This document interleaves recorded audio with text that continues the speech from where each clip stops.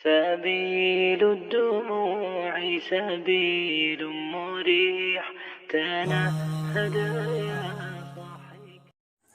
Assalamualaikum warahmatullahi wabarakatuh. Saya Nazira binti Yahya dari Pusat Pengajian Pengurusan tahun ketiga. Hari ini saya akan menceritakan satu topik mengenai tulah atau kesialan pada perspektif akidah. Apa itu tulah dan kesialan?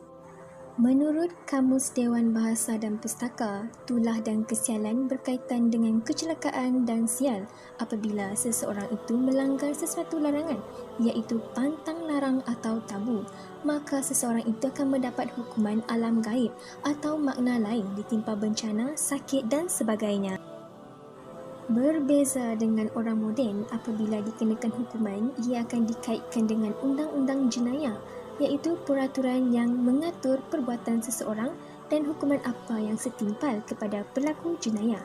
Hukuman ini dijatuhkan oleh hakim. Antara contoh pantang larang yang popular ialah jangan buka payung dalam rumah dan jangan bela kucing hitam kerana ia membawa keburukan kepada ahli rumah tersebut. Sebenarnya orang tua menggunakan pantang larang ini sebagai kiasan untuk mengajar anak mereka supaya lebih beradab. Contohnya, anak Dara tak boleh duduk bersila sambil makan tak ada pinggan macam ni. Kata mereka, lelaki korang nanti akan lari. Tapi bila difikirkan logik, betul juga. Takkan macam gangster makan nasi bersila makan macam ni? Tak boleh, orang Kelantan kata. Seterusnya, kita akan merungkai bagaimana tulah dan kesialan ini boleh wujud. Dalam karya Dr. Rahmat berjudul Pencemaran Akidah di Nusantara, percampuran kebudayaan rohani dan jasmani berlaku apabila pengaruh asing memasuki Nusantara. Pengaruh asing ini menjala dengan cara damai, lalu ia memberi dorongan kepada penduduk setempat untuk memperbaharui budaya mereka. Maka di sini wujudlah konsep dynamisme dan animisme. Dynamisme ialah tenaga yang tak berperibadi, iaitu dalam istilah antropologi disebut mana, yang berasal dari bahasa Melanesia Polinesia yang bermaksud magic. Contohnya, upacara membersihkan desa oleh orang Sunda dari Jawa Barat. Orang Jawa biasanya membersihkan desa yang dinamakan sedekah bumi atau resik desa untuk mendapat pengaruh baik dari bumi dan dijauhkan kesialan.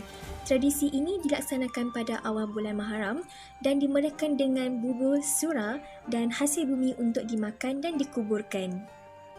Manakala animisme pula merupakan kepercayaan pada wujudnya jiwa atau roh yang mempengaruhi kehidupan alam manusia yang menimbulkan religis atau pemujaan dan perhambaan diri kerana ia boleh memberi nasib baik atau buruk. Dr. Rahmat pernah menyatakan dalam karyanya beliau pernah berjumpa seorang Melayu dari Delhi yang kehilangan semangat dan dipulihkan dengan upacara menjemput semangat atau upah semangat dengan menyediakan pulut kuning, ayam panggang dan sebagainya.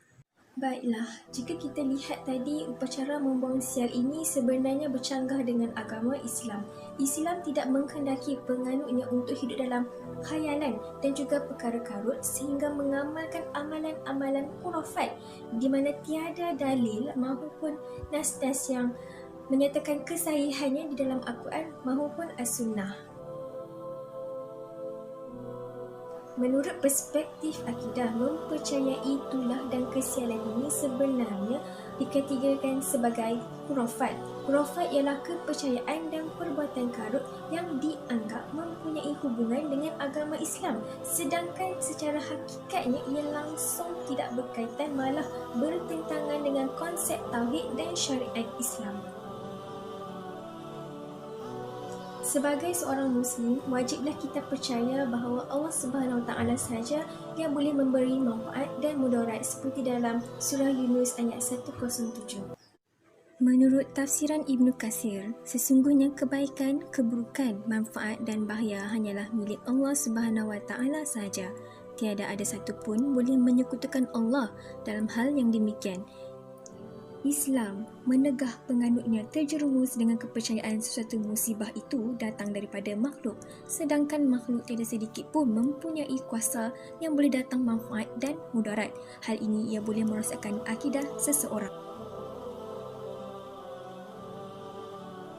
Tiarah atau tatayur berasal daripada perkataan al-tayyirun iaitu burung. Masyarakat Arab jahiliah dahulu, apabila mereka akan mengadakan perjalanan, mereka akan melepaskan burung. Jika burung itu terbang ke kanan, maka ia adalah perjalanan yang dibolehkan, iaitu sa'ih. Sekiranya ke kiri, ia bermaksud ada petanda musibah dan sial, iaitu barih, dan terus mereka menangguhkan perjalanan mereka. Nabi SAW melarang kita daripada menganggap sesuatu itu sial atau malang sehingga ia membatalkan tujuan kita seperti yang disabdakan oleh Nabi SAW dalam riwayat Imam Ahmad ini. Malah, jika seseorang itu menangguhkan suatu hajat kerana tiarah, ia adalah perbuatan syirik seperti dalam riwayat ini. Nabi SAW menyuruh kita supaya bersangka baik dan tidak membuat sangkaan tidak pasti dan tidak jelas. Salah satu contoh lagi iaitu mandi safar merupakan satu amalan turun-menurun masyarakat Melayu di mana ia diadakan tamasya mandi manda yang diadakan pada hari Rabu yang terakhir di dalam bulan Safar dengan tujuan menolak bala. Pada pagi hari tersebut, orang ramai sekurang-kurangnya minum air yang telah direndam kertas safar atau papan kecil yang ditulis kalimat suci. Ia dikenali sebagai air safar. Menurut riwayat Al-Bukhari, Muslim, Abu Daud menjelaskan bahawa hadis ini tidak menunjukkan adanya keharusan melakukan amalan mandi safar dengan hanya sekadar berdalilkan perkataan safar di dalam hadis ini. Ibnu Manzur juga menjelaskan safar bermaksud penyakit di dalam perut yang menyebabkan wajah menjadi kuning dan juga ular yang suka mematuk dan juga bermaksud lapar. Imam Al-Qurtubi juga menjelaskan dalam hadis ini, safar ialah bulan haram untuk berperang dan juga cacing atau ulat yang berada di dalam badan manusia yang membawa penyakit. Jelaslah tiada dalil yang menyokong bahawa amalan mandi safar dianjurkan di dalam Islam. Alhamdulillah, kita telah sampai ke penghujung.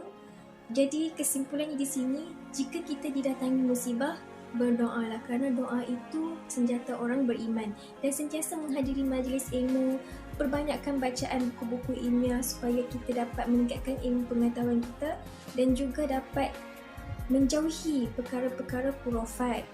Kerana jika seseorang itu mempercayai ataupun mengamal perbuatan-perbuatan karut, ia boleh membuatkan seseorang itu jatuh kufur kerana mempercayai selain Allah Subhanahu Wa Taala. Bayangkan, kita telah solat 5 waktu sehari semalam, membaca Al-Quran sehingga khatam sehari sekali, Masya Allah. Tapi kerana mengamalkan perbuatan karut ini, amal ibadah kita hilang, lesap. Maka rugilah segala amalan-amalan kita yang kita bina selama ini. Akhir kata, saya ingin memohon maaf jika saya ada tersasul bahasa sepanjang video ini dijalankan. Dan juga ingat, jika kita didatangi musibah ataupun diuji ujian yang sangat berat, percayalah tentu ada amrun idafi. Oleh itu, saya akhiri dengan Assalamualaikum warahmatullahi wabarakatuh.